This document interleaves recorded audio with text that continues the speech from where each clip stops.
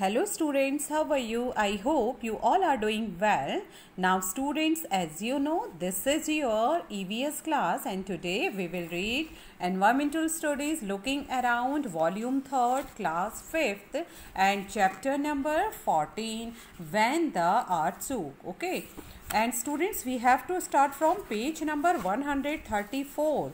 So let's start from what will you do. Okay, what will you do, आप क्या करोगे। Okay, जब कभी कोई ऐसी स्थिति आ जाती है, कोई विपदा आ जाती है, कोई प्राकृतिक विपदा जैसे कि भूकंप है, ठीक है, लैंडस्लाइड है या फिर कुछ इस टाइप की प्राकृतिक आपदाएं अगर आती हैं, तो ऐसी सिचुएशन में अगर भूकंप कभी आए तो आपको क्या करना होगा। So let's read.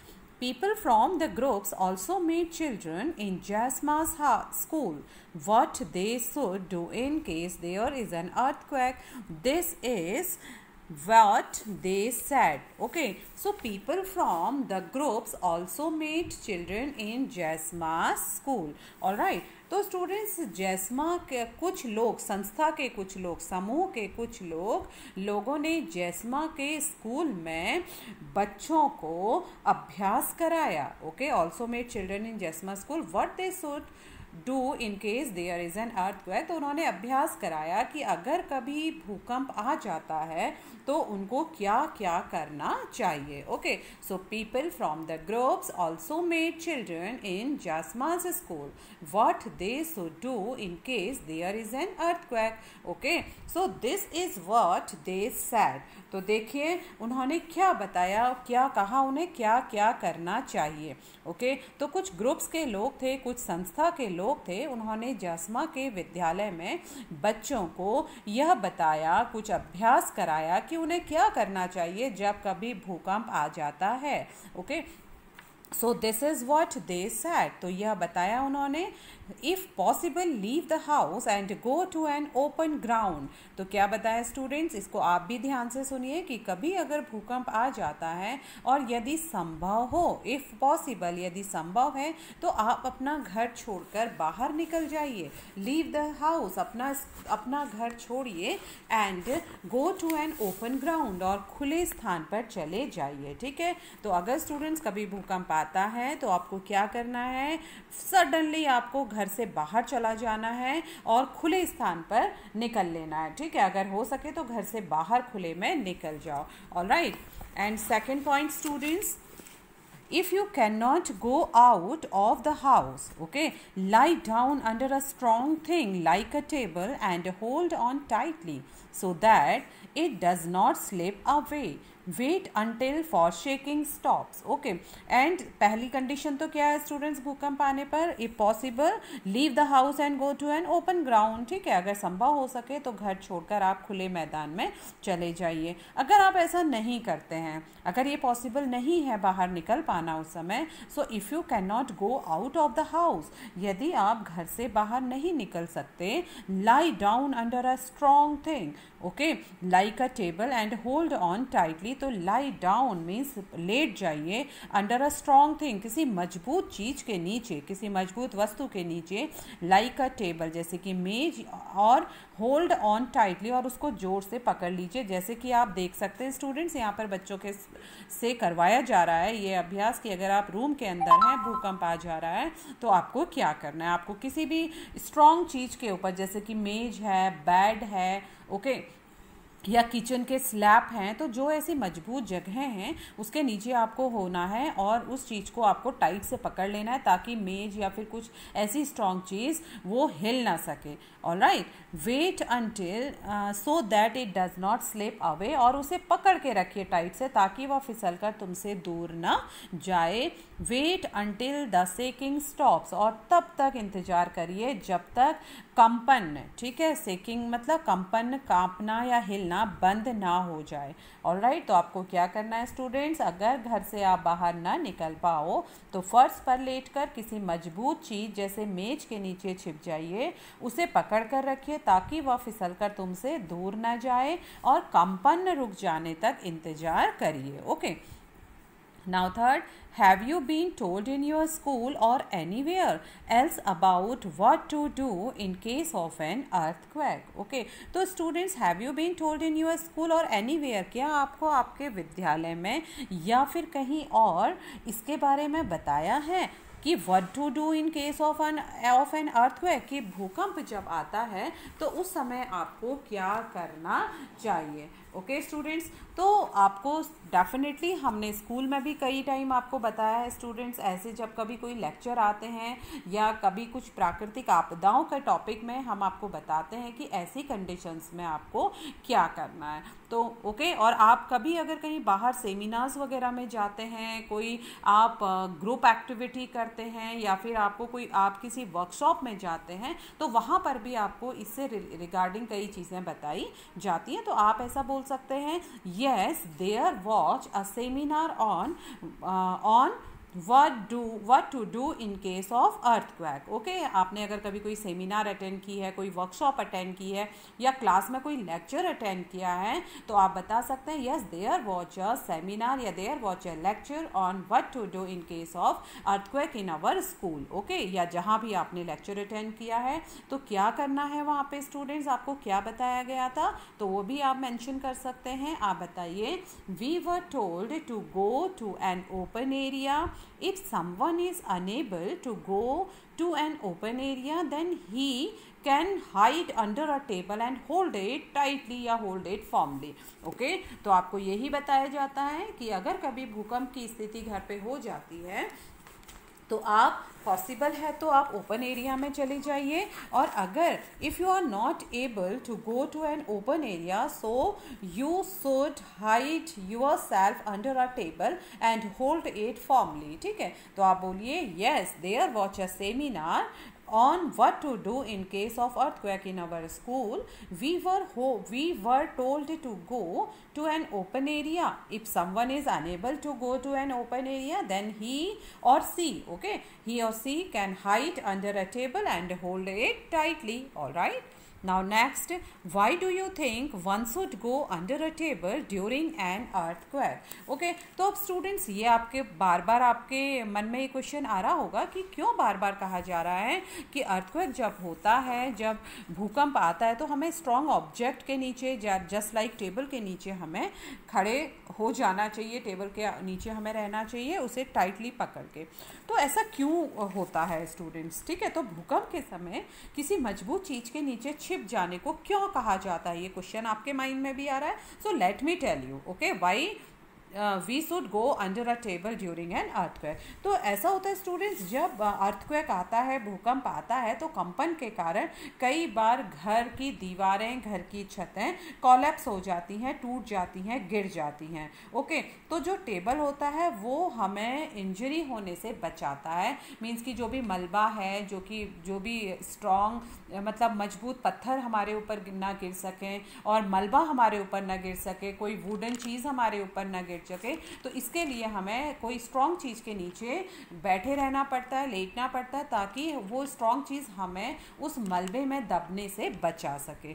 Okay, so you can say that in case of collapse of house during an earthquake, the table can save the person from injury. Okay, hence one should go under a table during an earthquake. All right, इसीलिए बोला जाता है कि हम किसी injury से बच जाएं, हमें चोट न लग पाए, हम मलबे में दब न सकें, इसलिए हमें कहा जाता है कि कोई हार्ड ऑब्जेक्ट के नीचे हम चले जाएं। Okay, again I am repeating students, in case of collapse of house during an earthquake, the table can save the person from injury. Okay, so one should go under a table during an earthquake. All right students. Okay, now next point, who helped? Okay, who helped means किसने की मदद। okay, किसने मदद की, तो चलिए पढ़ते हैं about who helped. okay, read this TV report on the Bhuj earthquake. Okay, चलिए भुज में आए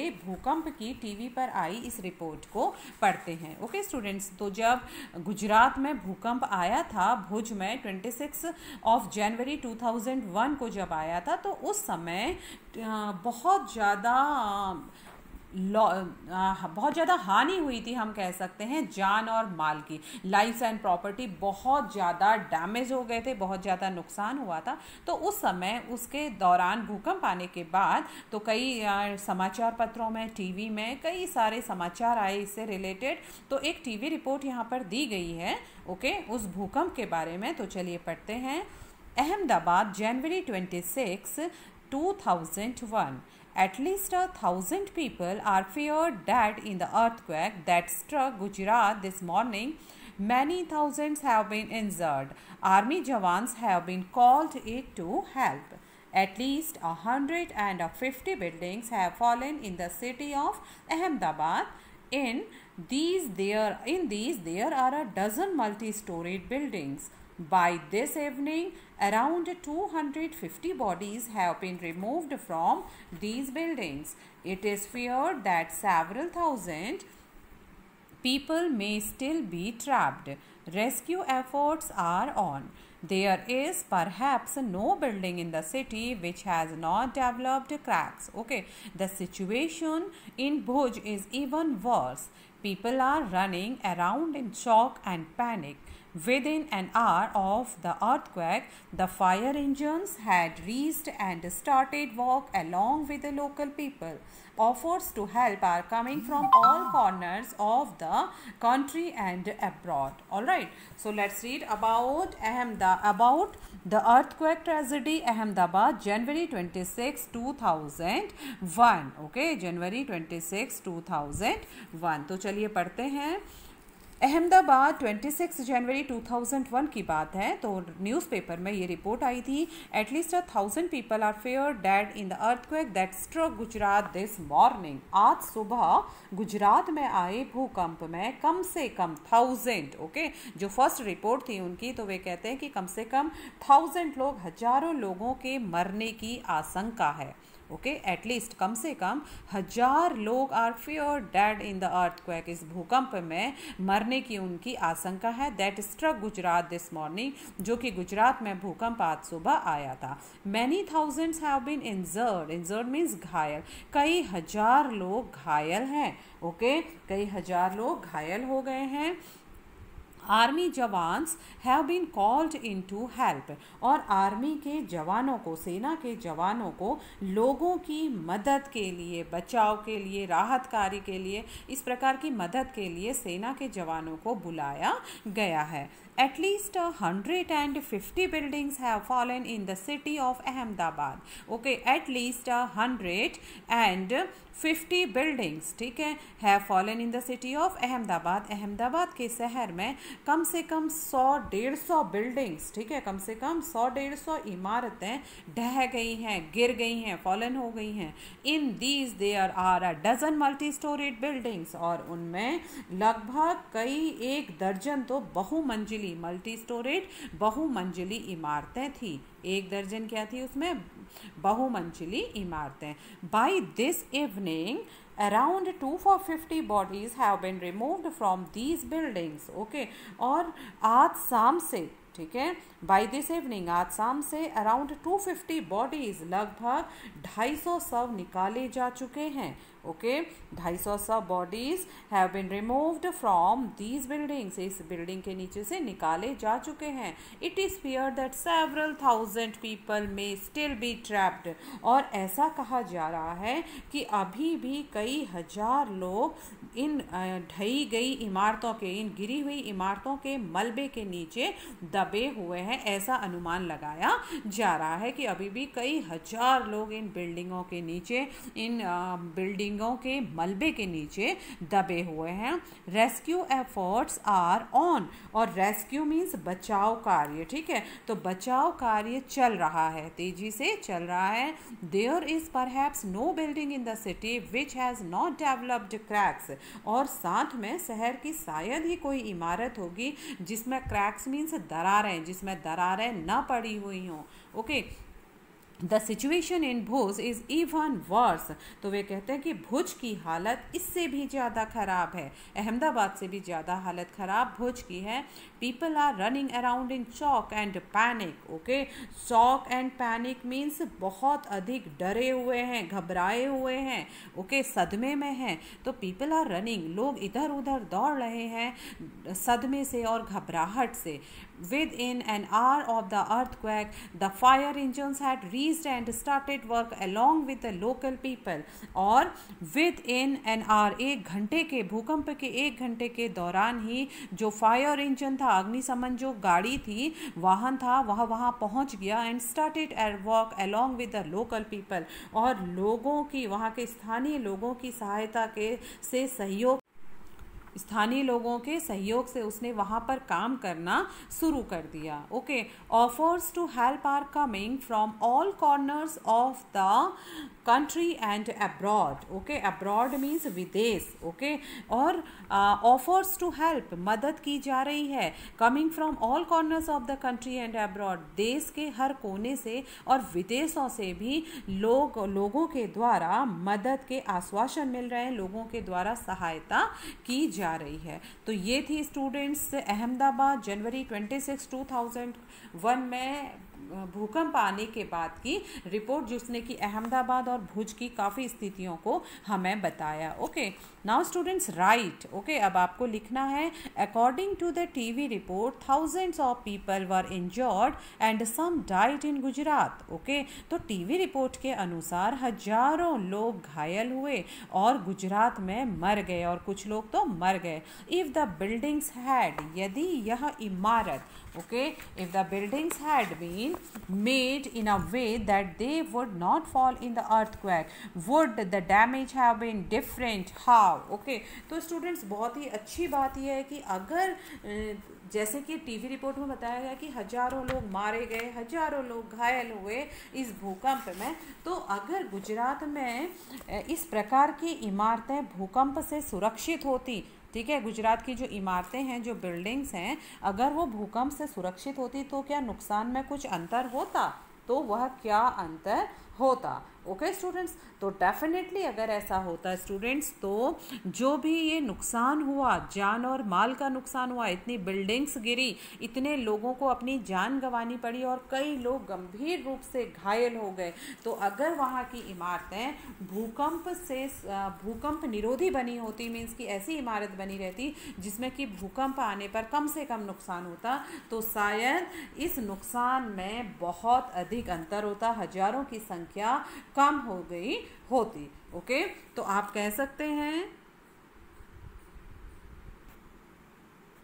so if the buildings there had been made earthquake proof, the damage would have been lesser, okay, and the people would not have died under the buildings and the number of injured people would have also been lesser। ठीक है, तो students अगर जो ये buildings हैं अगर ये earthquake proof होती, ठीक है, तो रेशियो मरने वालों का, घायल होने वालों का और बिल्डिंग्स के गिरने का बहुत ही कम होता। ओके, तो आप कह सकते हैं yes, if the buildings there had been made earthquake proof, the damage would have been lesser। ठीक है, बहुत ही कम होता। Okay, and the people would not have died under the buildings and the number of injured people would have also been minimum या lesser। all right students, now next question, at times like this, when people have lost their homes and all their belongings, what kind of help would they need? Okay,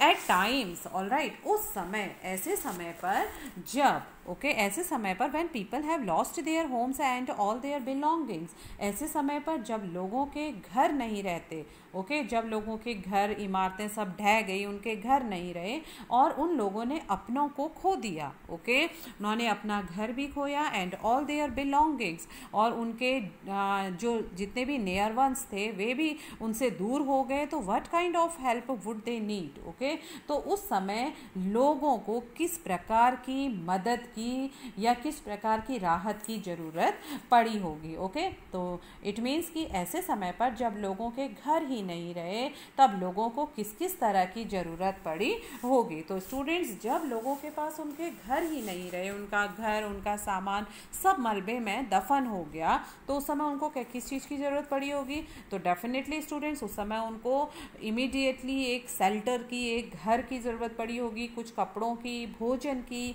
पानी की, और छोटे बच्चों को दूध की ज़रूरत पड़ी होगी। Medicine and first aid treatment भी उनको बहुत ज़्यादा उनको इसकी आवश्यकता हुई होगी। Okay, so you can say that at times when people have lost their homes and their belongings, ठीक है, they would need the following help just like tent। Okay, क्योंकि उसको इमीडिएटली उस समय उनको शेल्टर क्या देगा? शेल्टर के लिए उनको टेंट की बहुत ज़्यादा ज़रूरत पड़ी होगी। ओके, तो like as a shelter, tent, clothes, food, water, milk, medicines and first aid treatment. तो इनकी उनको सबसे ज़्यादा ज़रूरत ऐसे समय पर पड़ी होगी जब उनका घर और उनकी चीज़ें सब उनसे दूर हो गई। Okay, in such situation whose help would be needed and for what? Write in your notebook as shown here. Alright students, तो ऐसे समय में, इन सच सिचुएशन, ऐसी स्थिति में किन किन की मदद की ज़रूरत पड़ती होगी और किस काम के लिए? तो स्टूडेंट्स, कॉपी में तालिका बनाकर लिखिए। ठीक है, अब आपको कॉपी में एक टेबल बनानी है, तालिका बनानी है। यहाँ पर बहुत अच्छा एग्जाम्पल आपको दिया गया है, तो ऐसे ही आप 2, 3, 4 आप पॉइंट्स लिखेंगे, पॉइंट्स बताएंगे। Okay, and you will write when we will start our writing work. Students, this time I am orally telling you how you will write. Okay, so in such situations, ऐसी स्थिति में किसकी मदद की आपको आवश्यकता हुई और किस लिए हुई? So right, okay, accordingly this points. So first one, just like dog, to smell out where people are lying trapped. जैसे कि डॉग की ज़रूरत पड़ी, whose help will be needed, हमें डॉग की ज़रूरत पड़ी। ट्रेंड कुत्तों की हमें ज़रूरत पड़ी, क्योंकि जो ट्रेन डॉग होते हैं वे खुशबू से या गंध से पहचान जाते हैं कि किस जगह पर लोग दबे हुए हैं। ठीक है, किस जगह पर, वहाँ पर सूंघकर वे जान जाते हैं कि लोग कहाँ पर दबे हुए हैं, ट्रैप्ड हुए हैं। तो ऐसे ही ज़रूरत उस समय स्टूडेंट्स डॉक्टर की भी पड़ती है, क्योंकि जो लोग घायल हुए हैं, जो लोग दबे हुए हैं, उनको इमीडिएटली फर्स्ट एड ट्रीटमेंट भी देना पड़ता है और उनका प्रॉपर ट्रीटमेंट भी करना पड़ता है। तो उसके लिए सबसे पहले ज़रूरत पड़ती है डॉक्टर की। ओके, तो आप यहाँ पर लिखेंगे doctor to provide first aid to the injured people. ठीक है, whose help will be needed, you will write doctor, and how will they help?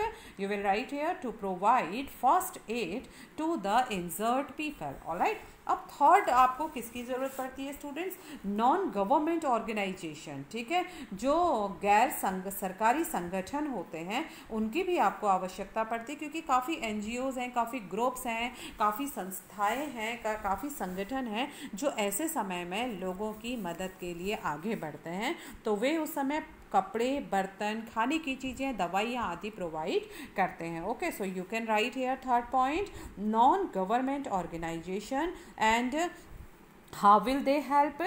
Okay, they will help to provide clothes, utensils, eatable, medicines. Okay, and fourth point students, minister and political party की भी उस समय बहुत ज़्यादा आवश्यकता होती है, क्योंकि उस समय जितने भी मंत्री होते हैं और जितने भी राजनीतिक दल होते हैं, राजनीतिक सत्ताएं जो होती हैं, वो उस समय काफ़ी कॉम्पनसेशंस देती हैं, कॉम्पनसेटरी मनी देती हैं और उनके घर बनाने के लिए उनको मुआवजा देती हैं और काफ़ी उनकी मदद करती हैं। ठीक है, so you can write number fourth point, minister and political party, and how they will help? They will help to provide the compensatory, okay, the compensatory money to the affected areas or affected parties. ठीक है, तो वे उन लोगों को क्षतिपूर्ति का पैसा देती हैं, घर बनाने को पैसा देती हैं, उनको खाने के लिए पैसा देती हैं और अन्य सहायता उनको करती हैं। all right students, so today class is over students. Tomorrow I will be